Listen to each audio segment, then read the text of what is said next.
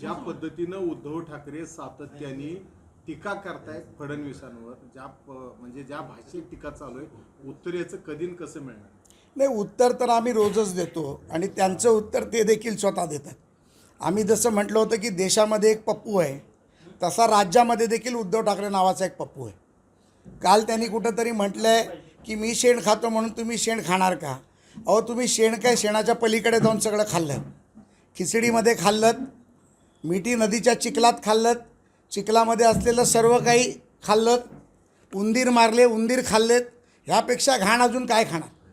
मेलेल्या माणसाच्या टाळूवरचं लोणी खाण्याचं काम जर कोणी केलं असेल तर उद्धव ठाकरेच्या शिवसेनेने केलं, संजय राऊतांनी केलं. खिचडीमध्ये पैसे खाल्ले. मी तुम्हाला एक खास गोष्ट सांगू इच्छितो. रेमडिसिविर म्हणून एक औषध कोविडमध्ये मिळत नव्हतं. त्या रेमडिसिविर औषधाची पुरवठ्याची व्यवस्था मी आणि प्रवीण दरेकरांनी केली. ते आम्हाला मिळत होतं 350 रुपयाला आणि ह्यांना ते विकत घ्यायचं होतं 1600 रुपयाला. त्याच्यामध्ये देखील जो माणसाचा जीव ज्या इंजेक्शनमुळे कोविडसारख्या महामारीमध्ये वाचणार होता, त्याच्यात देखील ह्यांना दलाली खायची होती. मेलेल्या माणसाची प्लास्टिकची बॅग, त्यामध्ये देखील 4500 रुपये खायचे होते.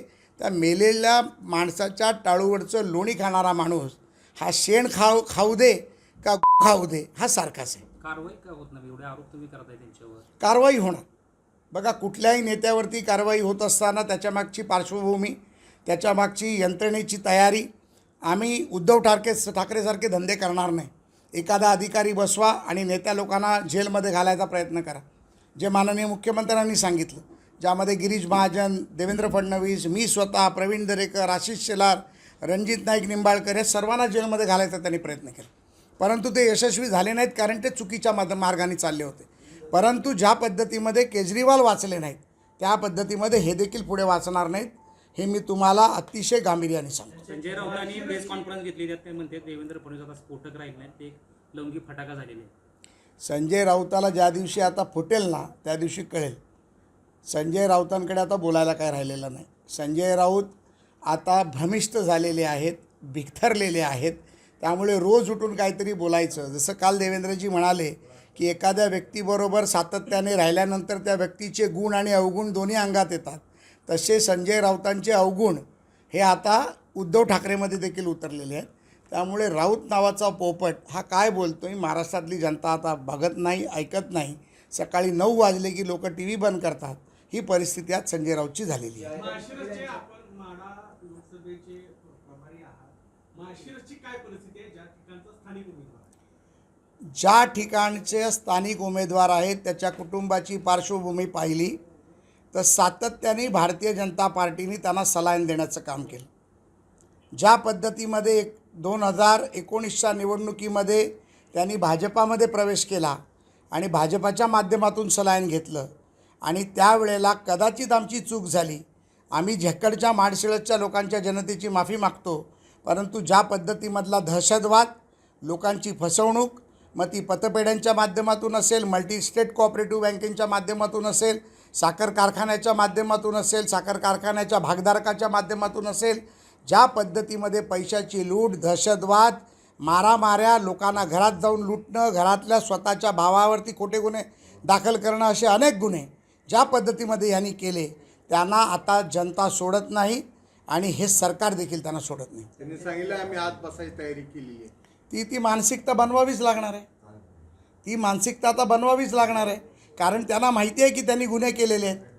त्यामुळे ज्या पद्धतीमध्ये लोकांची फसवणूक, लोकांकडे दहशतवाद, सर्वसामान्य माणसं, मी तुम्हाला सांगतो, मी लोकांना भेटतो आहे. पाण्याच्या टपरीवर गेलो, पानाच्या टपरीवर गेलो, एखाद्या भेळीच्या दुकानात गेलो, लोक दहशतवादाने सांगतात की आम्ही समोर येऊन बोलणार नाही, पण मत मात्र आम्ही मोदींना देणार, मत मात्र आम्ही माननीय देवेंद्रजींना देणार आणि मत मात्र आम्ही कमळाला देणार. ही परिस्थिती आज माळशिरस आणि माढा लोकसभा मतदारसंघाची. भाजपला हा 5 वर्ष दहशतवाद का दिसला नाही मोदी पाटलांचा, आताच का दिसायला लागला? नाही, बघा, ज्या वेळेला माणूस जवळ असतो त्यावेळेला कदाचित कधी आपण डोळ्यावर पट्टी बांधतो.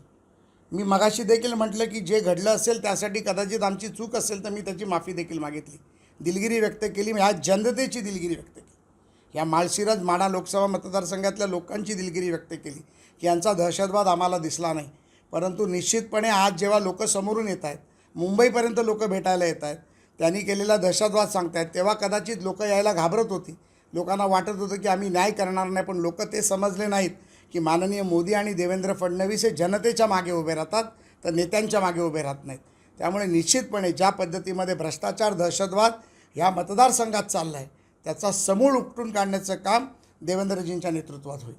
वापरलेला आहे असे आरोप चित्रा वाघ यांनी केले आहे. काय नेमकं मला वाटतं की आमची बहीण चित्राताई अभ्यासू नेतृत्व आहे. महाराष्ट्रातल्या गावागावाची तिला माहिती आहे. त्यामुळे ज्या पद्धतीमध्ये तिने आरोप केले आहेत ते आरोप सत्य आहेत आणि त्या आरोपाची पडताळणी करण्यासाठी देखील आम्ही इलेक्शन कमिशनकडे आणि सायबरकडे पाठवलेलं आहे. मला वाटतं 1 दिवसात त्याची देखील शहानिशा होईल आणि मला वाटतं की त्यामध्ये त्यांच्या युवराजांना ह्या सगळ्या गोष्टीची सवय आहे. त्यामुळे त्यांच्यासाठी जो आरोप केला गेला आहे तो नवीन नाही आहे. युवराजांना तर रोजचं ते आहे, संध्याकाळचा रोजचा तो कार्यक्रमच आहे. त्यामुळे त्यांच्यासाठी हे नवीन नाही आहे. कदाचित त्यांना ते कळलं नसेल, ते 1 दिवसात त्यांना कळून जाईल. मोहिते पाटील कधीपासून सक्रिय होते? काय म्हणते? सीएम मोहिते पाटील न्यायप्रविष्ट प्रकरण आहे. न्यायालयातून ज्या वेळेला त्यांना त्या बाबतीतला आदेश मिळेल आणि अजून त्याने आमचा पक्ष जॉईन केलेला नाही आहे, मला वाटतं की त्या बाबतीत ते जेव्हा निर्णय घेतील आणि त्या बाबतीतचा वरिष्ठ निर्णय घेतील त्यावेळेला मी त्या बाबतीत बोलू शकेन. विशाल पाटील यांना जी उमेदवारी नाकारली त्याचं गुन्हेगार जयंत पाटील आहे. त्याच्या मागचे माइंड जयंत पाटलाचा असंच कायम आरोप होतो. काय वाटते, कारण महाविकास आघाडीमधला तो अजून वाद संपुष्टात आले, त्याला जोडून विशाल पाटील हा भाजपचा उमेदवार आहे अशा पद्धतीने सांगितलं जाते संजय राऊतांकडे. माझं असं म्हणणं आहे की विशाल पाटीलांचं एक घराणं या महाराष्ट्राच्या ऐतिहासिक असं घराणं आहे. वसंतदादा पाटलांनी जे महाराष्ट्राला दिलं आणि पश्चिम महाराष्ट्राला दिलं ते आपण कदाचित कोणीच विसरू शकणार नाही. अशा परिस्थितीमध्ये उद्धव ठाकरेची मनमानी करून शिवसेनेचा उमेदवार तिथे देणं हे अयोग्य होतं आणि त्यामागे ज्याचं तुम्ही नाव घेतलं तो षडयंत्रकारी आहे का याचा शोध आता काँग्रेस देखील घेत आहे आणि काही लोक देखील घेत आहेत. कारण ज्या पद्धतीमध्ये शरद पवारांची काँग्रेस असेल किंबहुना शिवसेना संपवण्याचं काम त्यांनी हातामध्ये घेतलं आहे, लवकरच त्यांनी काहीतरी नवीन निर्णय घेतला तर तुम्हाला आश्चर्य वाटायला नको, या माध्यमातून मी आपल्याला सांगू इच्छितो. भाजप असं म्हणते की राज्यात 45 पार करू, मात्र आठवले आता म्हणतात की 40 जागा येतील. काय नेमकं किती? नाही, मला वाटतं की निश्चितपणे अमित शाह साहेबांनी देखील काल टी व्ही इंटरव्ह्यूमध्ये मला वाटतं की स्टार माझावरती, लोकमतमध्ये, सर्वच चॅनलवरती अब की बार 45 पारचा नारा दिला. महाराष्ट्रात ज्या पद्धतीमध्ये निवडणुकीचं वातावरण रंग घेते, माननीय मोदीजींच्या 18 सभा झाल्यानंतर यांची झोप उडालेली आहे आणि ज्या पद्धतीमध्ये वातावरण निर्मिती होते, आज आपण माढा मतदारसंघाचं म्हणायला गेलं तर मागच्या 3 दिवसातलं जे वातावरण आहे ते अतिशय पॉझिटिव्ह वातावरण आहे. त्यामुळे कदाचित आठवले साहेबांनी त्याची पार्श्वभूमी अजून मागून घेतली नसेल, कारण तेही दौरे करत आहे. पण निश्चितपणे 45पेक्षा जास्त जागा ही भारतीय जनता पार्टी, शिवसेना, रासप, राष्ट्रवादी काँग्रेस, महायुती हे आम्ही निश्चितपणे जिंकू आणि मोदीजींचे हात बळकट करू याची मला खात्री आहे. 4 जून नंतर झटका कोणाला बसणार आहे नेमका? तुतारीला बसणार आहे, मशालीला बसणार आहे, पंजाला बसणार आहे? बघा, मशालीची आईस्क्रीम होईल, तुतारी गळून पडेल आणि पंजा उलटा होईल. ही परिस्थिती महाराष्ट्रात राहील. सर्वात जास्त कोणाला वाटतं? सर्वांनाच पडणार आहे. 45 जर आमच्या आल्या तर राहिल्या 3 जागा. आता 3 जागा कोणाच्या येणार, कोण भांडणार? आणि उद्धव ठाकरे बारामतीची जागा ही 1,40,000हून जास्त मतांनी सुनेत्रा वहिनी जिंकतील. हे मी तुम्हाला खात्रीला एक सांगतो. ह्याच्यापेक्षा कमी मतांनी जिंकल्या तर तुम्ही मला भेटायला मुंबईला या. एबीपी माझा, उघडा डोळे बघा नीट.